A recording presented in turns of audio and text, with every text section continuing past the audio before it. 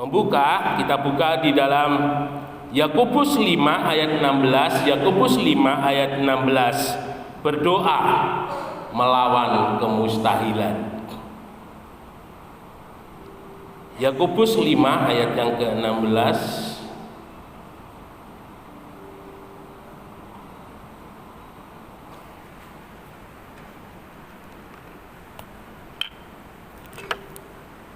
Yakobus 5 ayat 16 demikian.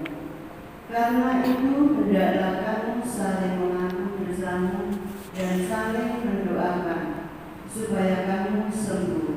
Doa orang yang benar bila dengan yakin didoakan sangat besar kuasanya. Ya, dalam terjemahan firman Allah yang hidup, doa yang sungguh-sungguh dari orang yang benar memiliki kuasa yang besar dan membawa hasil yang menakjubkan. Bapak Ibu yang dikasihi oleh Tuhan, dalam sejarah gereja dimulai dari awal abad yang ke-19 ketika terjadi kebangunan rohani di sekumpulan siswa-siswa sekolah di Amerika sebagai awal daripada gerakan Pentakosta, maka yang menarik di sana adalah sepanjang abad itu kita boleh menyaksikan, kita boleh melihat bagaimana perkara-perkara yang ajaib luar biasa itu boleh terjadi menyertai atas kehidupan gereja. Tetapi keadaannya menjadi berbanding terbalik ketika COVID mulai melanda, ya, selama kurang lebih 2 tahun, 2019, 2021, ya. Maka sepertinya kita tidak mendengar lagi kuasa doa itu bekerja begitu luar biasa. Bahkan nyaris ada seorang hamba Tuhan yang terang-terangan menantang jika ada hamba Tuhan yang bisa berdoa, ya, untuk orang yang kena sakit COVID, maka itu dia akan sangat salut sekali. Dengan kata lain, kalau boleh saya bilang, hamba Tuhan ini agak sedikit tanda kutip begitu meremehkan. Bapak Ibu Saudara sekalian yang dikasihi oleh Tuhan, memang sebelum COVID, kalau kita sadari bersama-sama, gereja di dalam puncak kegemerlapannya, ya, dalam arti ibadah-ibadah didesain sedemikian rupa begitu luar biasa. Kalau boleh saya katakan, tampilan yang banyak menonjol di sana adalah tampilan show daripada tampilan kuasa Allah yang dinyatakan, daripada tampilan kuasa Allah yang bekerja atas kehidupan jemaat umatnya, ya. Sehingga Tuhan izinkan COVID itu boleh melanda. Dengan kata lain, kalau boleh saya katakan, Tuhan kembali mengingatkan di dalam kehidupan gerejanya untuk back to the Jesus, untuk kembali kepada Tuhan Yesus sebagai sumber, sebagai pokok di dalam kehidupan Kristen. Tuhan Yesus sebagai pokok, sebagai sumber di dalam kehidupan bergereja. Dan itu mulai, kalau boleh saya katakan, seperti benih yang tumbuh di musim hujan. Jemaat kembali membangun kehidupan doanya, jemaat kembali mulai membangun imannya. Dan itu boleh kita lihat hari-hari ini gerakan-gerakan doa mulai kembali lagi digalakkan. Gerakan-gerakan hidup di dalam kepenuhan Roh Kudus mulai digerakkan, dan saya yakin dalam waktu beberapa saat ke depan nanti tuaian yang luar biasa itu akan terjadi kembali. Saudara-saudara sekalian yang dikasihi oleh Tuhan Yesus Kristus, sebuah fakta di dalam firman Tuhan, kalau kita baca dalam Lukas 1 ayat yang ke-31, kalau kita mau lihat tidak usah dibacakan. Sebab bagi Allah tidak ada yang mustahil. Peristiwa ini terjadi ketika malaikat memberitahu kepada Maria bahwa Maria akan mengandung daripada Roh Kudus dan akan melahirkan seorang bayi laki-laki yang harus dinamainya Yesus. Dan Maria sempat berkata, bagaimana hal itu bisa terjadi? Saya masih gadis. saya belum mempunyai suami. Tetapi malaikat Tuhan katakan bagi Allah tidak ada yang mustahil. Nah, ini sebuah kebenaran saudara yang harus kita pegang dengan baik-baik. Yang mustahil bagi manusia ternyata tidak mustahil bagi Allah. Ketika Maria mengatakan bagaimana hal itu bisa terjadi, dengan kata lain, hal itu adalah mustahil bagi Maria, hal itu mustahil bagi manusia, tetapi malaikat Tuhan katakan bagi Allah tidak ada yang mustahil. Saudara yang dikasihi oleh Tuhan, dan dari apa yang sudah dibacakan tadi kita boleh melihat doa orang benar yang dengan sungguh-sungguh dinaikkan itu mempunyai dampak, mempunyai kuasa yang besar sekali yang akan diturunkan atas kehidupan daripada orang percaya. Mungkin dalam kehidupan kita mulai berpikir bagaimana bisa ketika saudara berdoa, saudara sedang menurunkan kuasa Allah itu hadir dalam kehidupan saudara. Doa itu apa? Doa itu tidak sekedar saudara ngomong. Doa itu tidak sekedar saudara berbicara. Ada banyak kesalahan orang Kristen. Ketika dia berdoa hanya sebagai ucapan. Dia berdoa hanya sebagai kata-kata. Tetapi dia tidak memberi bobot di dalam doanya. Artinya apa? Dia tidak memberi kuasa kepada doanya. Dia tidak memberi iman kepada doanya. Sehingga doanya itu kalau boleh saya katakan seperti layang-layang, ya, layang-layang yang putus entah kemana entah kemari. Seringkali kita berdoa seperti itu. Padahal kalau firman Tuhan mengajar dari sini kita boleh melihat ketika doa itu dengan sungguh-sungguh kita panjatkan dan kita hidup sebagai seorang yang benar di hadapan Tuhan, maka doa itu menarik kuasa Allah untuk hadir di dalam kehidupan kita. Doa itu menarik kuasa Allah untuk bekerja di dalam kehidupan kita. Ya. Nah, sehingga ini membuat sebuah pandangan membawa kehidupan kita kepada pandangan ortodok kalau boleh saya bilang ya, kepada pandangan lama bahwa ketika kita berdoa itu adalah iman kita. Jadi ketika saudara berdoa, hendaklah saudara berdoa tidak dengan dengan semata-mata begitu ya, hanya berbicara saja. Tetapi biarlah ketika kita berdoa, di dalam doa itu ada iman, di dalam doa itu ada bobot, di dalam doa itu ada kuasa, di dalam doa itu ada kesungguhan bahwa kita percaya apa yang kita doakan itu pasti akan terjadi. Saudara yang dikasihi oleh Tuhan Yesus Kristus, hari-hari ini ada banyak hal-hal yang di luar batas kemampuan kita sebagai manusia untuk kita bisa mampu menghadapinya. Ada banyak hal dalam hidup ini yang secara manusia kita tidak dapat meraihnya. Sekali lagi saya katakan, ketika saudara berdoa, saudara mengubah semuanya. Ketika saudara berdoa, saudara mengubah yang mustahil bagi saudara, tidak mustahil bagi Tuhan, itu akan terjadi dalam kehidupan kita.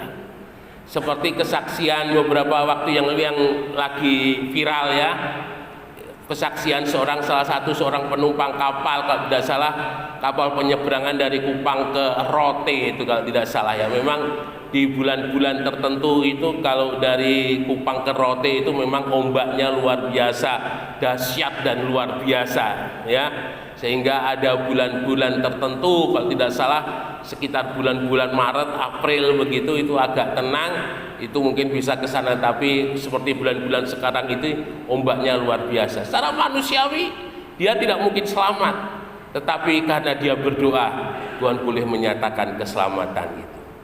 Saudara-saudara sekalian yang dikasihi oleh Tuhan, mustahil itu apa? Mustahil itu adalah sesuatu yang bagi kehidupan kita tidak mungkin bisa kita raih. Mustahil itu adalah sesuatu yang bagi kita tidak mungkin bisa kita dapat. Mungkin pangkat, mungkin kedudukan, mungkin berkat. Banyak hal dalam hidup ini yang kita merasa itu sesuatu hal yang mustahil, yang bisa kita raih. Ya, karena apa? Karena kita melihat kemampuan kita manusia, ketika kita melihat sumber daya yang ada dalam kehidupan kita, ketika kita melihat sumber daya pendidikan yang ada dalam kehidupan kita, itu tidak mungkin, itu mustahil. tetapi kita boleh melihat Allah kita itu adalah Allah yang penuh kejutan. Ya, orang yang diberkati oleh Tuhan, orang yang menikmati kuasa Tuhan adalah orang yang berani beriman terhadap hal-hal yang mustahil. Saya katakan demikian karena saya pernah mengalaminya. Ya, saya yakin ketika ibu saya menyerahkan penggembalaan di tempat ini tahun 2010, ibu saya melihat, ibu saya katakan, "Nak, Mama sudah tidak mampu lagi untuk menggembalakan penggembalaan di Alfa Omega." Karena ibu saya melihat bahwa sesuatu hal yang mustahil untuk memulihkan keadaannya. Mungkin ibu saya melihat bahwa segala sesuatunya tidak mungkin bisa terjadi seperti dulu lagi. Dan ketika hal itu diserahkan kepada saya hanya punya keyakinan ketika Tuhan bersama-sama dengan kita, ketika Tuhan bersama-sama dengan saya percaya bahwa yang tidak mungkin itu pasti akan terjadi. Saudara sekalian yang dikasihi oleh Tuhan, nah ini kemustahilan itu adalah sesuatu hal yang membatasi di dalam kehidupan kita sebagai manusia. Kemustahilan itu adalah sesuatu yang membatasi dalam kehidupan kita untuk berkembang. Ketika kita masih hidup dengan kekuatan kita sebagai manusia, maka yang mustahil itu akan ada dalam hidup kita. Tetapi itu beda ketika kita beriman, ketika kita berdoa, ketika kita percaya. Artinya kita membuka jalan, kita membuka pintu. Yang mustahil bagi kita, yang tidak mustahil bagi Tuhan itu akan terjadi dalam hidup ini. Ya, tadi sudah dibacakan di dalam Yakobus 5, bagaimana di dalam ayat yang berikutnya di sana diceritakan bagaimana Elia ketika saat itu sedang berhadapan dengan Ahab, dengan Isabel. Karena dosa daripada bangsa Israel mengikuti Isabel, Elia mengatakan supaya tidak turun hujan. Dan hujan itu tidak turun. Sampai kemudian Elia berkata, "Hujan turun." Maka hujan itu turun. Saudara yang dikasihi oleh Tuhan, Elia berdoa, hujan tidak turun. Elia berdoa, hujan menjadi turun. Kita melihat di sini dengan jelas luar biasa sekali bahwa ketika kita berdoa dan doanya itu doa yang penuh dengan iman, doa yang penuh dengan kuasa, maka di sana yang tidak mustahil bagi Tuhan itu akan dinyatakan dalam kehidupan kita. Kita belajar juga dari kehidupan daripada Nabi Musa. Ya, ketika memimpin bangsa Israel keluar dari Mesir, Musa tidak punya modal apa-apa, saudara. Ya, Musa hanya mempunyai modal tongkat. Dan kalau boleh saya bilang, tongkat itu harganya berapa dan tongkat itu kuasanya apa? Karena tongkat Musa itu kalau dibakar dia juga pasti akan terbakar. Tapi itu beda. Karena yang membawa tongkat itu adalah Musa. Ya. Saudara yang dikasihi oleh Tuhan, ketika menghadapi laut Teberau, ketika tidak ada jalan untuk keluar dari laut Teberau dan orang-orang Mesir mengejar, Tuhan hanya memerintahkan kepada Musa, "Angkat tanganmu." Ya. Tuhan tidak menyuruh Musa yang lain dengan tongkatnya, Musa mengangkat tangan. Dan saya yakin dari apa yang Musa dengar dari Tuhan, maka itu dengan segenap hatinya ketika Musa mengangkat tangan, saya yakin Musa nggak hanya dia mengangkat tangan, tetapi ada doa juga yang dipanjatkan oleh Musa. Seperti yang Tuhan katakan bahwa laut itu akan terbelah, dan demikian juga doa yang disampaikan oleh Musa di dalam hatinya, dia angkat tangan dan laut itu boleh terbelah. Saudara yang dikasihi oleh Tuhan, doa dan firman Allah itu adalah dua hal yang tidak bisa dipisahkan. Ya, seperti kita istilahnya memakan roti, begitu ya. Artinya ketika kita memakan roti, kita tidak dapat memilah mana yang telur, mana yang mentega, mana yang coklat, mana yang susu ketika sudah jadi roti. Jadi artinya ketika kita makan roti itu, maka di sana ada telur, di sana ada coklat, di sana ada susunya. Nah, ketika kita berdoa, doa dan firman Allah itu adalah dua hal yang tidak bisa dipisahkan. Orang percaya, dia berani berdoa karena ada janji firman Allah. Sehingga saya mengajar dalam kehidupan jemaat di tempat ini untuk terus membangun hidupnya di dalam persekutuan akan firman Allah. Karena iman itu timbul dari pendengaran akan firman Allah. Pendengaran ini bisa berbicara kita dengar atau bisa berbicara kita baca, ya. Dan itu yang membuat dalam kehidupan kita punya iman, dan dari iman itu yang akan menumbuhkan sebuah keyakinan dalam kehidupan kita bahwa ketika kita berdoa sesuai dengan firman Allah itu, maka hal itu akan terjadi dalam kehidupan kita. Jadi orang percaya yang nggak pernah baca firman Allah, doanya ya hanya seperti itu aja. Orang percaya yang tidak pernah memperhatikan firman Allah atau mendengarnya dari telinga kanan keluar telinga kiri, dia tidak ada doa yang luar biasa yang dia boleh sampaikan kepada Tuhan. Karena apa? Karena dia tidak pernah mengerti apa yang ada dalam firman Allah. Semakin dalam kita mengerti apa yang ada di dalam firman Allah, maka demikian juga kita semakin berani untuk berdoa kepada Tuhan. Kita semakin kuat, kita semakin kokoh untuk berdoa kepada Tuhan. Ini sudah menjadi satu hal yang memang demikian adanya yang diajarkan oleh firman Allah. Keberanian untuk berdoa karena kita tahu akan firman Allah. Tanpa pengetahuan akan firman Allah, kita tidak akan berani berdoa kepada Tuhan. Ya, seperti seorang anak yang tidak bisa berhitung, ya, mungkin dia tidak pernah belajar simpoa, awangan, begitulah, dia awur aja. 1 ditambah 1 sama dengan berapa? 11. Seperti itu, ya. Tapi beda ketika anak itu tahu bahwa angka 1, 2, 3, 4, 5, 6, 9, 10, dia belajar. Ketika dia awangan sudah tidak perlu lagi melihat angka. Ketika dia tanya 1 ditambah 1 berapa? Dia tahu itu adalah sama dengan 2, bukan 11. Nah, gambarannya seperti itu Bapak Ibu Saudara sekalian yang kasih oleh Tuhan. Musa mengangkat tangan karena ada firman yang disampaikan kepada Musa bahwa Tuhan akan membelah laut itu, dan di hadapan umat Musa berani mengangkat tangan. Dan benar ketika Musa mengangkat tangan seperti yang Tuhan katakan, maka laut itu akan terbelah. Saudara-saudara sekalian yang dikasihi oleh Tuhan, milikilah hidup di dalam firman supaya kita berani untuk mengubah kemustahilan itu menjadi nyata. Milikilah kebenaran firman Tuhan dalam hidupmu supaya kita berani meminta kepada Tuhan untuk membuat yang mustahil bagi kita, tidak mustahil bagi Tuhan, itu boleh menjadi nyata. Saya ingat ketika saya mulai belajar Alkitab, ya, kalau boleh saya katakan itu Alkitab belajar, itu penuh dengan garisan, penuh dengan coretan. Karena saya punya dosen itu Bapak Petrus Setia Dharma, itu setiap pelajaran tidak ada dosen dia kasih studi kasus. Jadi studi kasus itu kita baca satu kitab atau satu pasal, lalu kemudian di situ kita ambil ayat yang menurut kita itu memberkati. Dan itu saya garis, karena dari sana kadang ada dalam satu pasal itu ada satu ayat, kalau boleh saya katakan, dia itu tiba-tiba timbul, dia tiba-tiba muncul lebih daripada ayat-ayat yang lain. Dan itu hari itu ayat itu menjadi rema, hari itu ayat itu menjadi kekuatan. Dan memang lebih indah jika saudara mampu, jika saudara bisa, maka itu bisa saudara hafal, ya. Saya ingat ketika di S2 ada dosen yang mengajar kepada saya untuk cara menghafal satu kitab pendek.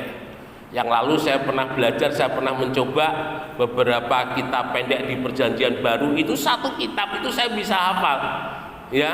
Tapi dengan bertambahnya usia, rupanya hal itu tidak terjadi lagi. Tapi puji Tuhan, ada banyak ayat yang bisa saya hafal. Karena saya sadar sebenarnya saya tidak terlalu pintar untuk menghafal, tapi sekali lagi oleh karena kemurahan Tuhan itu bisa muncul. Ayat-ayat yang memberkati itu bisa muncul, bisa ada. Nah, saudara sekalian yang dikasihi oleh Tuhan, pengalaman Musa ketika dia mengangkat tangan, karena dia tahu ada firman yang mengajar dia bahwa ketika dia mengangkat tangan, maka laut Tebro itu akan terbelah. Bapak Ibu saudara sekalian yang dikasihi oleh Tuhan, pengalaman daripada janda yang ada di Sarfat, ketika Elia mengatakan buatlah lebih dahulu untukku, baru kemudian untukmu dan anakmu, maka tepung dan minyak itu tidak akan habis. Janda di Sarfat itu melakukannya sesuai dengan firman yang disampaikan oleh Elia, dan benar itu terjadi. Hari-hari ini tidak ada sumber kebenaran di atas segala kebenaran kecuali firman Allah. Ketika firman Allah mengajar saudara untuk laut Tebrau boleh terbelah, maka itu artinya firman Allah mengajar yang sangat-sangat mustahil bagi kita dan tidak mustahil bagi Tuhan. Itu Tuhan bisa mampu, Tuhan bisa nyatakan di dalam kehidupan kita. Ketika bangsa Israel berada di Mesir, Tuhan katakan kepada Musa, pimpin bangsa Israel dan katakan mereka akan dipimpin oleh Tuhan untuk masuk ke tanah perjanjian. Saudara bisa bayangkan orang yang sudah lebih kurang 400-450 tahun menjadi bangsa yang asing di negeri orang. Karena orang Israel itu pertama dia di Goshen, jumlahnya dari sekitar 60 orang menjadi 2,5 juta orang lebih. Ya, mereka ada di sana, mereka berkembang biak dengan luar biasa, dan itu ternyata mengubah image daripada bangsa Israel. Karena bagi mereka ternyata menjadi budak di Mesir itu lebih nyaman bagi sebagian, tetapi bagi sebagian menjadi orang merdeka itu lebih baik. Dan ketika Musa berkata, aku akan memimpin kamu keluar dari Mesir seperti perintah Tuhan untuk membawa kamu ke tanah perjanjian. Bangsa Israel ketika mereka keluar dari Mesir, apa yang mereka nanti? Yang mereka nanti adalah tanah perjanjian. Yang mereka pegang itu apa? Yang mereka pegang itu adalah tanah perjanjian. Dan ternyata untuk mencapai tanah perjanjian itu tidak seperti yang mereka harapkan. Karena Tuhan membawa mereka dengan berbagai masalah, dengan berbagai persoalan yang sebenarnya masalah dan persoalan itu merupakan waktu tunggu, ruang tunggu untuk bangsa Israel siap masuk di tanah perjanjian. Nah, saudara-saudara sekalian yang dikasihi oleh Tuhan, ketika kita berdoa, kadang Tuhan izinkan ada ruang tunggu, di mana ruang tunggu itu adalah seperti pesawat. Kalau saudara akan naik pesawat, saudara akan menunggu paling tidak 30 menit, paling lambat pesawat itu berangkat, saudara akan menunggu. Menunggu itu sebenarnya sebagai sebuah persiapan, ya, untuk kita boleh menerima apa yang Tuhan janjikan. Bangsa Israel sebenarnya diajar oleh Tuhan dengan peristiwa-peristiwa yang mereka alami itu untuk menunggu, untuk membangun iman, untuk membangun kehidupan lebih memperkenankan hati Tuhan. Bapak Ibu yang dikasihi oleh Tuhan, orang yang bisa mengangkat 10 kilo, dia tidak akan diberi beban 100 kilo. Bagaimana dia bisa mengangkat beban 100 kilo? Maka dia harus berlatih. Ya, dia harus berlatih, mungkin dia fitness, mungkin dia angkat barbel, mungkin dia berlatih. Nah, dari berlatih itu, maka dia bisa mengangkat beban mungkin bisa 2 kali, 3 kali atau 4 kali dari berat tubuhnya. Karena apa? Karena dia berlatih. Nah, ruang tunggu itu di situ sebenarnya. Bagi bangsa Israel, ruang tunggu itu adalah ketika Tuhan izinkan mereka menghadapi banyak hal. Supaya apa? Supaya tanah perjanjian yang dikatakan sebagai tanah yang penuh, yang berlimpah dengan air susu dan madunya itu, bangsa Israel kuat menerimanya. Ya, saudara yang dikasihi oleh Tuhan, maaf, kadang ada orang percaya, sebagian orang percaya yang tidak bisa menghargai berkat Tuhan. Mengapa dia tidak bisa menghargai berkat daripada Tuhan? Mungkin pikirnya hari ini saya dikasih, besok saya pasti dikasih. Sehingga Tuhan harus mengajar, memberi ruang tunggu untuk kehidupan daripada orang-orang percaya itu menerima sesuatu hal yang besar, yang harus dihargai, yang harus sebagai tanggung jawab, yang harus dikerjakan dengan baik ketika berkat itu diberikan. Ingat pengalaman daripada seorang yang kaya yang mempercayakan hartanya kepada hamba-hambanya. Yang 5 jadi 10, kamu hamba yang baik. Yang 2 jadi 4, oke, kamu hamba yang baik. Tetapi yang 1 disimpan. Tuan ini menjadi marah. Kamu malas. Boleh saya katakan kamu malas. Kamu tidak menghargai kepercayaan yang aku berikan. Kamu bukan hamba yang setia. Dan Tuhan tidak menginginkan seperti itu. Saudara, setiap berkat yang Tuhan percayakan, Tuhan ingin berkat itu dilipat gandakan.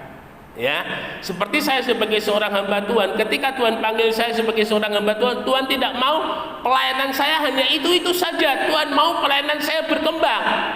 Ya, dengan berbagai banyak hal, dengan berbagai banyak cara, Tuhan izinkan saya untuk boleh melayani banyak hal, boleh melayani di banyak tempat, dan sekali lagi itu oleh karena kemurahan Tuhan. Kalau boleh dibilang, kadang ada yang bilang ada banyak hamba Tuhan itu mereka jenuh dengan pelayanannya. Saya katakan dia tidak dekat dengan Tuhan. Karena ketika dia dekat dengan Tuhan, ada banyak pelayanan yang bisa dilakukan, ada banyak pelayanan yang bisa dikerjakan. Ya, dan itu juga yang terjadi dalam hidup saudara. Ketika saudara dekat dengan Tuhan, maka saudara akan memberkati saudara dengan banyak hal. Pekerjaan saudara akan diberkati dengan banyak hal. Ada metode-metode yang Tuhan kasih untuk saudara tetap eksis. Ada mungkin cara-cara untuk memperdagangkan perdagangan saudara dengan baik. Itu hikmat Tuhan. Bagaimana menjalin hubungan dengan relasi, menjalin hubungan dengan customer, itu adalah hikmat Tuhan. Itu harus kita hargai, ya. Dan itu ketika semuanya bisa kita jalankan sesuai dengan pimpinan daripada Tuhan, saya yakin berkat yang kita terima tidak hanya berkat yang cukup, tetapi berkat yang berkelimpah. Ya, teruslah hidup di dalam kebenaran, teruslah hidup di dalam beriman, dan teruslah berdoa. Maka saudara akan menerima yang mustahil bagi manusia, tidak mustahil bagi Tuhan, akan dinyatakan di dalam kehidupan kita. Dan kehidupan kita boleh diberkati untuk menjadi berkat. Immanuel, Tuhan Yesus memberkati, beri kemuliaan bagi nama Tuhan.